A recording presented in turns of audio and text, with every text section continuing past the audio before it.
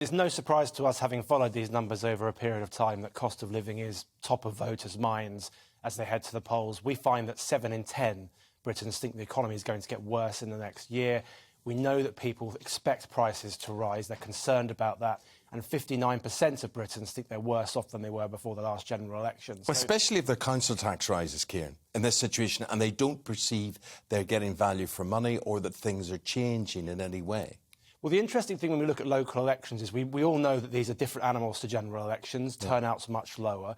And when we ask people about what affects your quality of life in your local area, people do recognise that local councils are important. But at the same time, a majority tell us that they don't necessarily know what local councillors do or how decisions are made at a local level. So when you add all of that together, what you've got is this complex picture of both local issues mattering, but also national issues too. So it's a mix.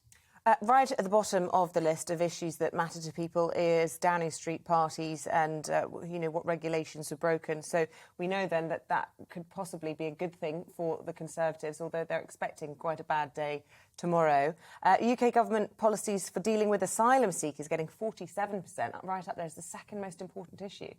So I think the way to think about this is almost in three tranches. The cost of living is way out in front in terms of the number one issue on voters' minds. And then there's a battery of issues in the mix. You've mentioned asylum seekers, but also climate change, things to do with levelling up as well. And you're right that, relatively speaking, Partygate is lower down the list. But just because something is less important comparatively doesn't make it unimportant. One of the things that we notice is that people that don't like Boris Johnson place a greater importance on that issue. So what you might find, either in this election or in future elections, is that people that are critics of Johnson might be more inclined to turn up to vote against him because of some of those issues. At the same time, we have to stress that cost of living is front and centre of people's minds, and in the medium to longer term, people are going to be looking for answers. And I suppose that where those answers come from is going to impact the major parties. Are they asking their local council to act on the cost of living, or is it a reflection on the national party? That either support for it on a national scale, even though it's not, it's on a local scale, sending a message out. In the longer term, it's going to be Boris Johnson, Rishi Sunak, whoever's in charge, that people are going to be nationally, that people are going to be looking to for answers. When we ask about local issues, it's often potholes and the quality of pavements and the roads that people are most interested in what local councils are doing. Definitely. Again, it's probably no surprise to people that are out and about campaigning and on the doorstep and things of that nature. So, as I say, it's a complex picture of local and national issues. Cost of living is dominating how people feel. And I suppose that in the medium to longer term, that sense of, if you like, pessimism about the future of the country is going to be what dominates where we are in the next year or so.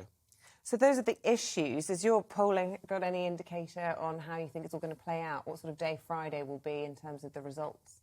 Well, of course, the big challenge here is there's so much expectation management going on from all of the major parties. I think what we're going to see, I'm quite confident what we're going to see is that gains will be exaggerated, losses will be explained away.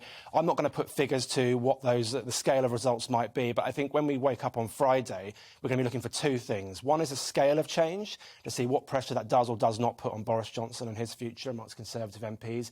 But the other thing is where the change is happening. So one of the details I'll be looking for particularly closely is what the Liberal Democrats do in relation to the Conservatives and things of that nature in the so-called blue wall, because that might give us a bit of an indication as to what could happen at a future general election. But again, we must stress that turnout is much lower at locals than at a general election. So our ability to read across is limited. Yeah, and not just because they're local elections. Do you think turnout might be low also because they're a bit sort of disenchanted with everything that's been happening in Westminster, whether it's claims of misogyny, whether it's watching porn in Parliament or whatever it might be?